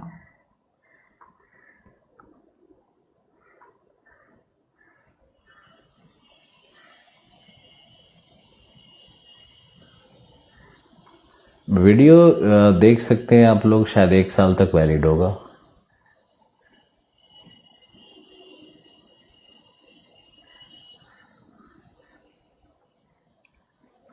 जहां द्रोणी नहीं होगा वहां टाइड उत्पन्न कैसे होगा? तो वहां पानी नहीं होगा ना यार, पानी होगा तो कोई ना कोई द्रोणी तो होगा ही, बिना द्रोणी के पानी कहां रहेगा?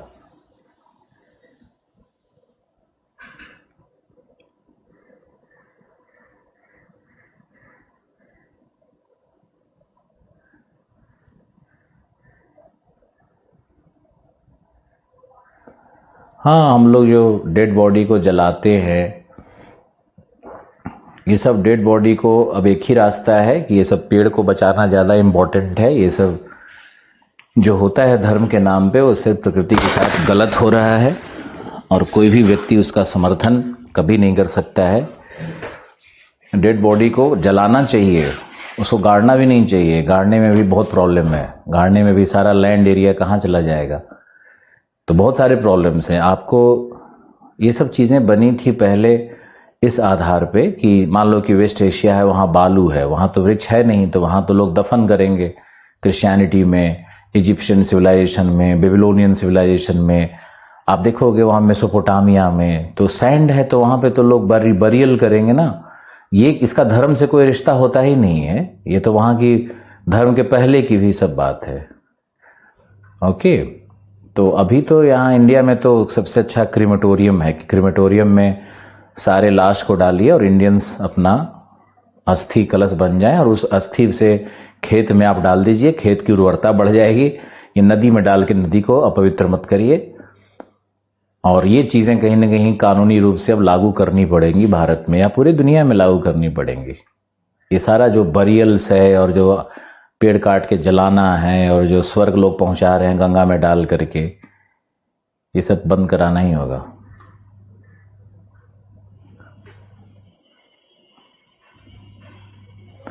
हाय गौरव, अभी लगता है तुम ज्वाइन कर रहे हो। पहले वाला डायग्राम डिलीट नहीं किया है, पहले वाला डायग्राम है ना, पहले वाले डायग्राम पे देखते हैं। पहला वाला डायग्राम है ना, ये इस डायग्राम को देखो।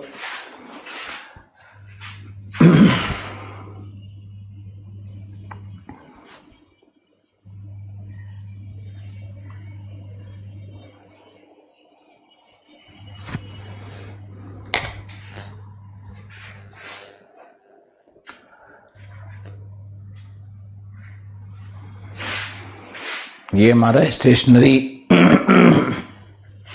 वेव थ्योरी है।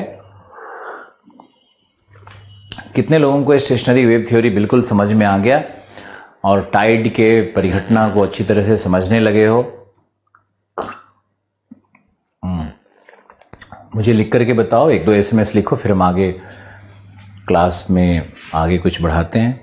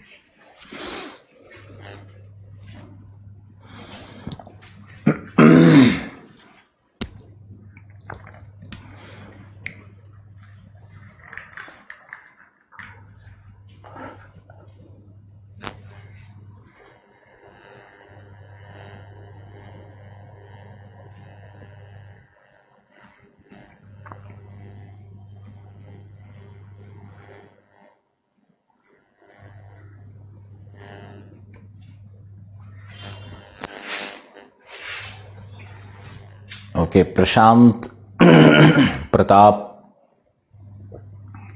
कुछ लोग अभी नया नया SMS कर रहे हैं। सर्वेश, बहुत सारे नाम पहली बार सुनने को मिल रहा है। ओके, आ गया।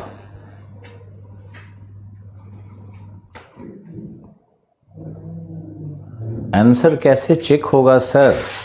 आंसर कैसे चेक होगा? ये अभी चेक नहीं होगा।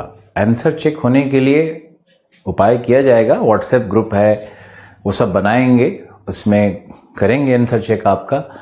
अभी तो ये है कि आपको ओशनोग्राफी तक आंसर राइटिंग में अभी नहीं जाना है, अभी आपको बहुत कुछ सीखना है। और जब ओशनोग्राफी हम लोग ख़त्म करेंगे और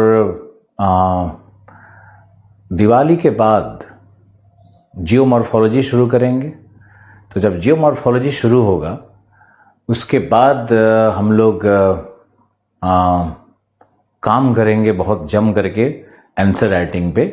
और ओशनोग्राफी का जो पिछले 5 वर्ष का क्वेश्चन का पैटर्न है उसको भी हम लोग डिस्कस करेंगे, और डिस्कशन के बाद जो आउटकम आएगा उसके आधार पे आपको आंसर राइटिंग करना है ना। तो आंसर राइटिंग करने का अभी देखो, अभी मुझे ये बताओ कि दिवाली की छुट्टियां कब से प्लानर में लिखी हुई हैं? मुझे थोड़ा ध्यान नहीं आ रहा है, कब से दिवाली की छुट्टियां लिखी हुई है?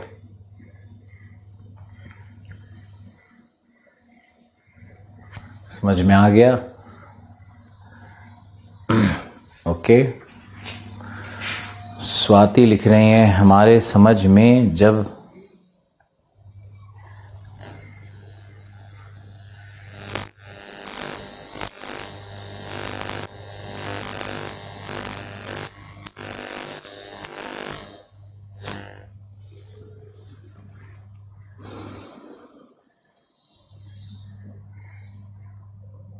सर ऐसा नहीं हो सकता कि कोई द्रोणी नॉर्थ और साउथ दोनों हेमिस्फेयर में आए?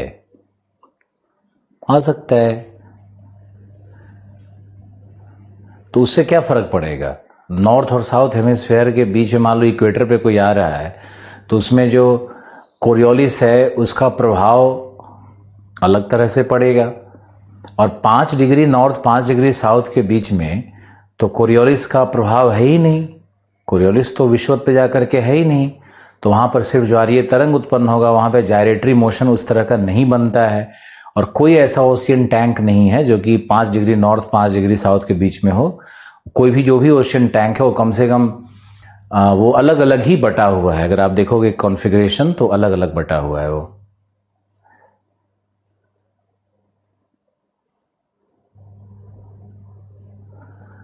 हर्षित आंसर राइटिंग तो करेंगे ही, वो तो बिल्कुल करेंगे। अच्छा, there is no planner given to you? Oh my God, planner तो बना हुआ है हम लोग का, कैसे कैसे क्लास चलेगा। अच्छा,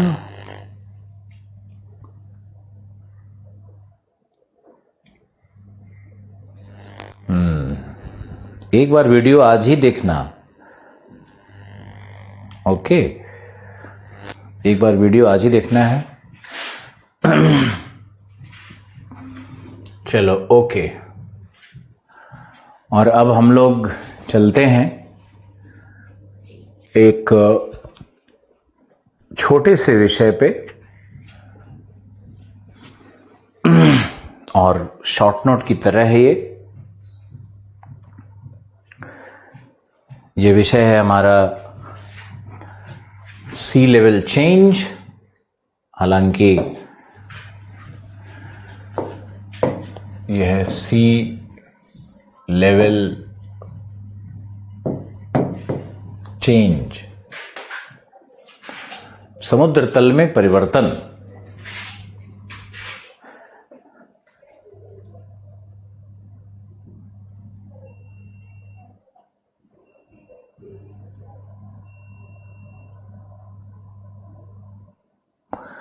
एट मंथ से हॉलीडे चल रही है। आपको हॉलीडे नहीं चाहिए, लेकिन आपके अनुसार तो सबको चलेगा नहीं। बहुत सारे लोगों को चाहिए, मुझे चाहिए। दिल्ली में बहुत पॉल्यूशन का लेवल है। दिल्ली में कितने लोग बैठे हो? दिल्ली से कम ये दिवाली वाले टाइम में ना 7-8 दिन तो भाग जाना चाहिए, नहीं तो बहुत भयानक बीमारी लगेगी लोगों को। यहाँ तो पटाखा से लोग मान नहीं रहे हैं, और पॉल्यूशन, ट्रैफिक का, कोरोना 8000, दिवाली की भीड़ सड़क पर।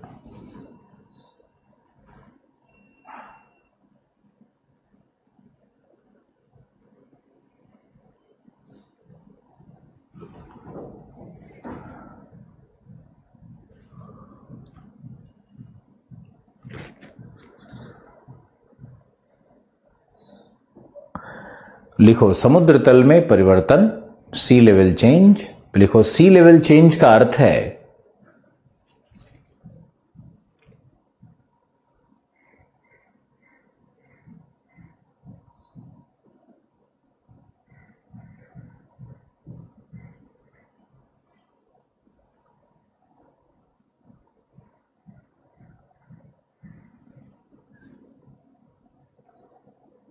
सी लेवल चेंज का अर्थ है मीन माध्य समुद्र तल में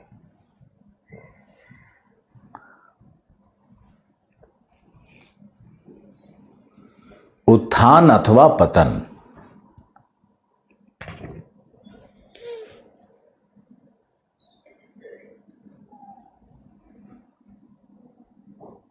उत्थान अथवा पतन।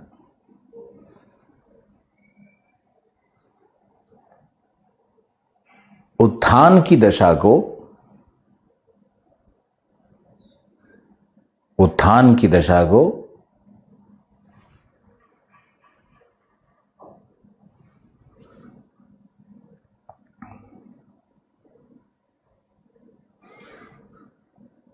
पॉजिटिव चेंज कहते हैं, सकारात्मक परिवर्तन कहते हैं।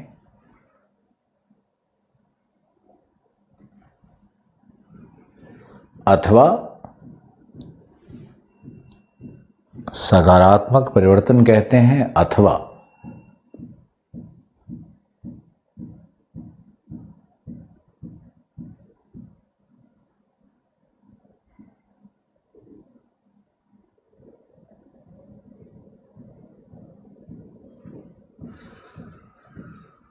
सकारात्मक परिवर्तन कहते हैं, अथवा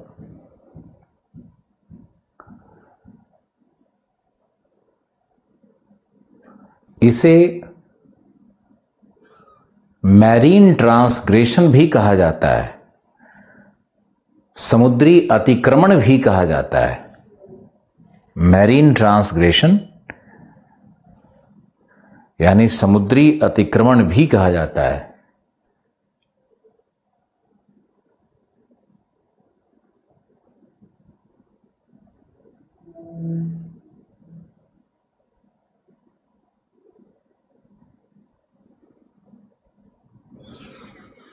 मैरीन ट्रांसग्रेशन भी कहा जाता है, पॉजिटिव चेंज भी कहा जाता है। इसी प्रकार समुद्र तल में पतन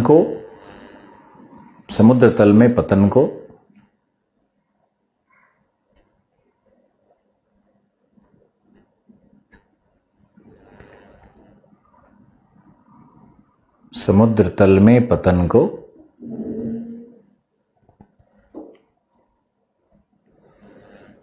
नकारात्मक परिवर्तन अथवा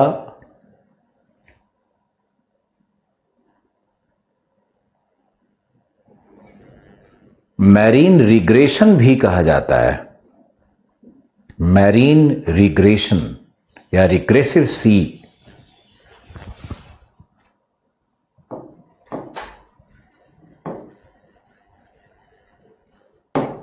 मैरीन रिग्रेशन भी कहा जाता है।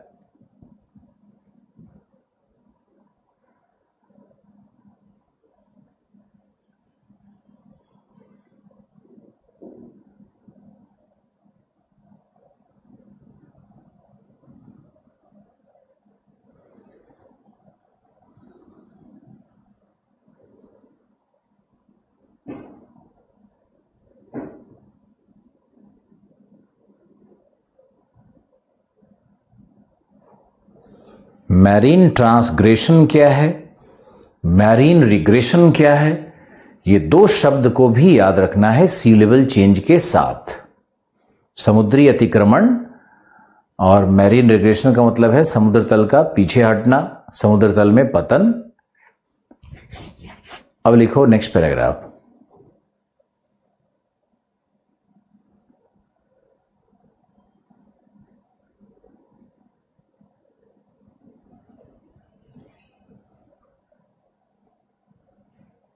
लिखो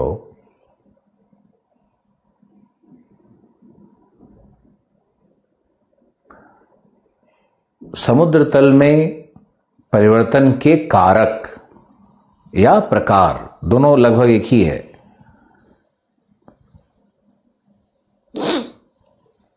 समुद्र तल में परिवर्तन के कारक या प्रकार।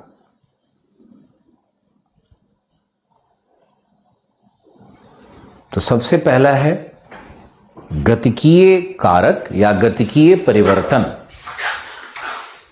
गतिकीय कारक या गतिकीय परिवर्तन,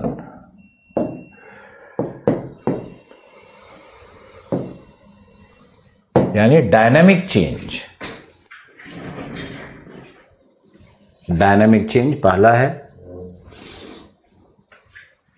तो डायनामिक चेंज में होता है tectonic change,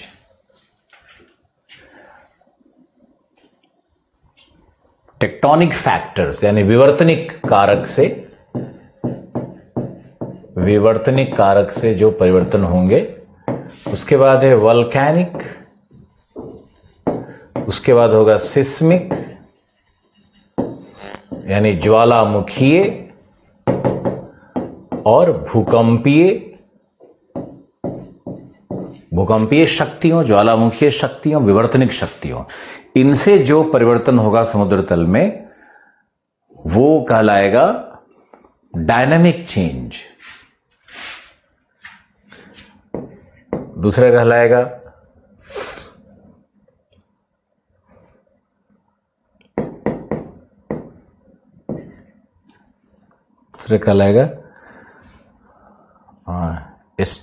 static change. Dynamic है, दूसरा क्या होगा स्टैटिक। स्टैटिक चेंज कैसे होता है? तो इसमें होगा जैसे आइस मेल्ट, आइस मेल्ट हो रहा है, या फिर सेडिमेंटेशन, सेडिमेंटेशन हो रहा है, आइस मेल्ट हो सकता है यानी हिम पिघलन, सेडिमेंटेशन, और वर्षण, अतिवर्षण, एक्सेसिव प्रिसिपिटेशन, जो एटमॉस्फेयर में मॉइस्चर है वो बहुत सारा गिर जाए अगर समुद्र में तब भी चेंज हो सकता है। ऐसा होता है जब भी वार्म पीरियड आता है तो इस तरह की घटनाएं घटने लगती है। फिर कोल्ड पीरियड आता है तब भी घटने लगती है। वार्म पीरियड में आइस मेल्ट होगा, नदियां सेडिमेंटेशन करती हैं तो समुद्र के जल में, समुद्र तल में परिवर्तन उत्पन्न शुरू हो जाएगा। तो एक है डायनामिक फैक्टर, दूसरा है स्टैटिक फैक्टर, और तीसरा है आइसोस्टैटिक। स्टैटिक मतलब हुआ स्थैतिक, डायनामिक हुआ गतिकीय, आइसोस्टैटिक हो गया समस्थैतिक। समस्थैतिक परिवर्तन क्या होगा? समस्थैतिक का मतलब होता है कि आइसोस्टैसी हम लोग का एक बड़ा विषय होगा। इसमें एक इजम्पशन है, एक इसमें इजम्पशन है कि जो क्रस्ट है वो मेंटल पर तैर रहा है या सियाल सीमा पर तैर रहा है। ये हम लोग जियोमॉर्फोलॉजी में पढ़ेंगे बहुत डिटेल से कि सियाल यानी कि जो ऊपर का भाग है, महाद्वीप का भाग है, वो सीमा पर यानी मेंटल और जो समुद्र का बेसाल्ट है उसके ऊपर उत्प्लावित है, तैर रहा है। तो कई बार जहां भी क्रस्ट पे हम लोग भार अधिक डालते हैं वहां पर अवतलन होता है। जहां भी भार बढ़ाएंगे वहां अवतलन होगा, और उस अवतलन के कारण जो ओशियन बेसिन है वो नीचे धंस सकता है। जैसे मान लो कि ये कॉन्टिनेंट है इस तरह से और ये ओशियन है हमारा, ओशियन हमारा है। तो इसमें अगर हम लोग भार बढ़ाते हैं, इसके पेंदी पे अगर भार बढ़ाते हैं तो क्या होता है कि ये जो पेंदी है ना, जो बॉटम है वही नीचे की ओर धंस जाता है। तो नीचे धंसने लगेगा तो उसके कारण भी समुद्र तल में परिवर्तन होने लगता है। ये विषय एक्चुअली जियोमॉर्फोलॉजी का है, फिर भी आप कोशिश करो कि इस भाग को हमने मान लिया ये सियाल है, ये नीचे वाला भाग सीमा है, सियाल सीमा पे उत्प्लावित है। तो अगर इस पे सियाल पे हम भार बढ़ाएंगे तो भार बढ़ाने से क्या होगा? नाव मान लो चल रहा है, नाव तैर रहा है, नाव के ऊपर भार बढ़ाएंगे तो क्या होगा? बोट नीचे की ओर धंसेगा। तो नीचे की ओर धंसेगा तो उसमें कुछ ना कुछ समुद्र तल में परिवर्तन आएगा। इसी तरह से अगर नाव पर से हम सेडिमेंट को हटा दे, नाव पर से भार को हटा दे, तो ये हो सकता है कि बेसिन ऊपर की तरफ भी आए। यानी जो महासागरीय नीतल है, जो द्रोणी है, वो कहीं ना कहीं आइसोस्टैटिक एडजस्टमेंट करता है। उसके कारण भी उसमें आयतन संबंधी परिवर्तन होंगे और उसके कारण समुद्र तल में परिवर्तन होता है। यानी कि डायनेमिक, स्टैटिक और आइसोस्टैटिक, ये 3 प्रकार के परिवर्तन या कारण देखे जा सकते हैं समुद्र तल में। अब एक बहुत इंपॉर्टेंट है, आगे देखो, इसको एक अलग ढंग से भी समझा जाता है, पढ़ा जाता है, और यह है कि जो सी लेवल चेंज है ये यूस्टैटिक चेंज होता है और स्टैटिक चेंज होता है। यूस्टैटिक का मतलब है आयतन संबंधी परिवर्तन, आयतन संबंधी। यूस्टैटिक चेंज का मतलब होता है, इसको हम लोग बोलेंगे सुस्थैतिक, सुस्थैतिक। और तीसरा इसमें भी है आइसोस्टैटिक। 3 प्रकार से ऐसे भी पढ़ते हैं। यूस्टैटिक शब्द पर प्रश्न पूछने की संभावना बहुत बढ़ जाती है, क्योंकि आयतन संबंधी परिवर्तन किसके कारण है? ग्लोबल वार्मिंग के कारण, वैश्विक तापन के कारण, जलवायु परिवर्तन के कारण यूस्टैटिक चेंज होने लगता है ना। तो यूस्टैटिक चेंज को ज्यादा डिटेल से पढ़ना होता है, इसी पे प्रश्न पूछता है, क्योंकि इसका संबंध है जलवायु परिवर्तन के साथ, कि समुद्र में आयतन संबंधी परिवर्तन किस प्रकार का हो रहा है। अब आयतन संबंधी परिवर्तन को हम लोग देखेंगे तो एक होता है द्रोणी के आयतन में परिवर्तन, और एक होता है जल आयतन में परिवर्तन, समुद्र के जल की मात्रा या जल के आयतन में परिवर्तन हो जाए। दूसरा हो सकता है उसके द्रोणी के साइज में परिवर्तन हो जाए, द्रोणी के आकारिकी में परिवर्तन। अब द्रोणी के आकारिकी में जो परिवर्तन होंगे वो कारक क्या होंगे? वो तो डायनेमिक फैक्टर्स होंगे जो हमने आपको दिखाए, है ना।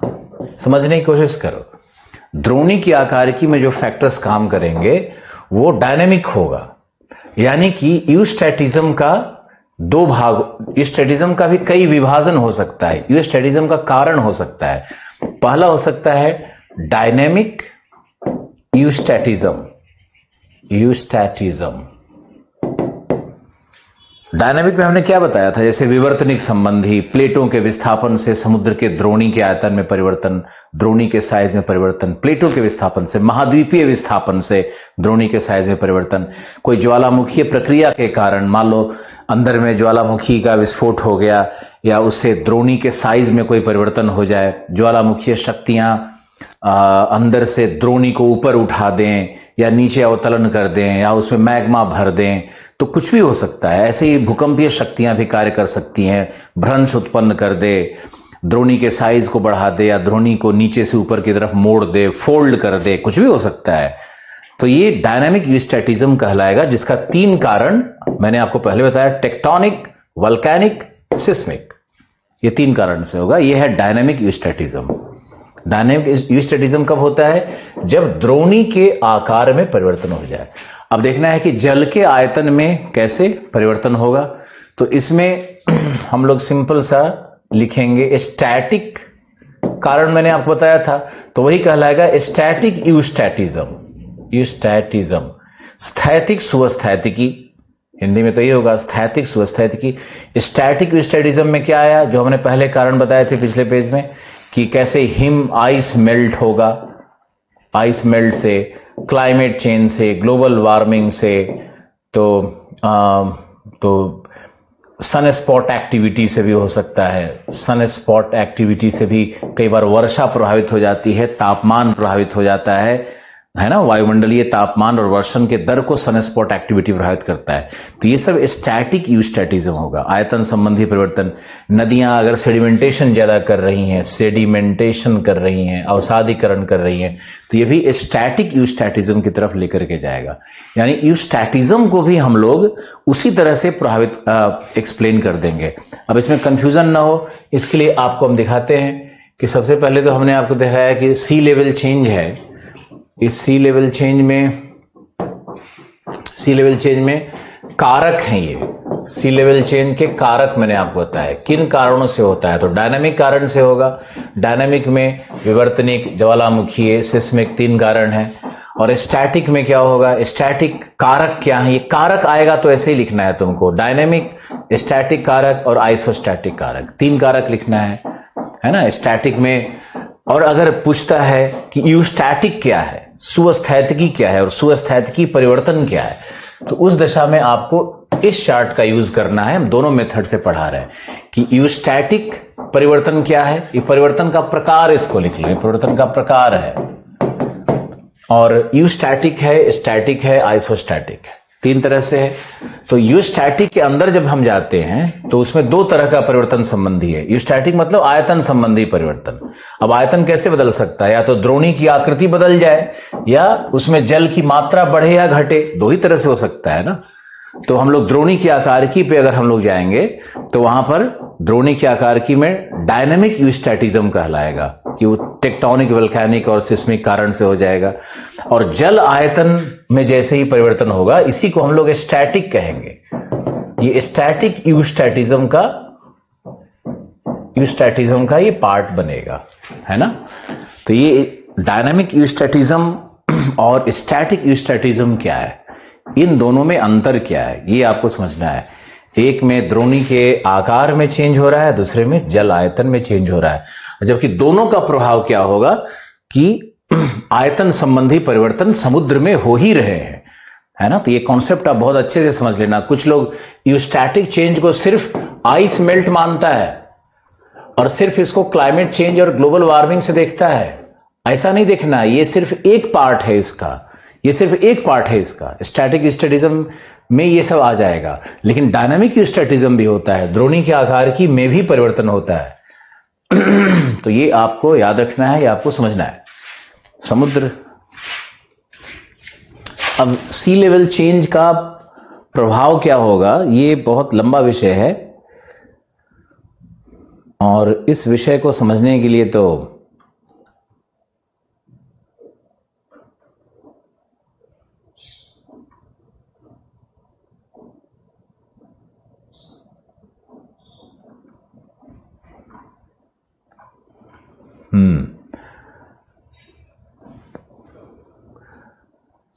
कितने लोग समुद्र लेवल, सी लेवल चेंज का जो बेसिक कॉन्सेप्ट है उसको समझ गया। और इसके बाद आपको लिखना है समुद्र तल में परिवर्तन के प्रभाव, निगेटिव चेंज होगा तब क्या होगा, पॉजिटिव चेंज होगा तब क्या होगा। आपको यही करना है। आज हम प्लानर देखते हैं कि हमारा प्लानर किस तरह से बना हुआ था और क्या था उसमें। और आज के लिए इतना ही, क्योंकि मुश्किल से अब 2-3 मिनट शेष रह गया। मेरा नेक्स्ट क्लास भी है जीएस हिंदी माध्यम। तो आप लोगों से विदाई। और प्लानर नहीं मिला कोई बात नहीं है। प्लानर वैसे भी मेरा मन था कि हम 25 नवंबर को ही इशू करें और 25 नवंबर से आपको शेड्यूल देने का मेरा था कि 25 नवंबर था या शायद 22 नवंबर था या 20 नवंबर था। आज हम शेड्यूल देखते हैं अपना और आपको आपके नोटिस बोर्ड पे चीज़ें आ जाएंगी।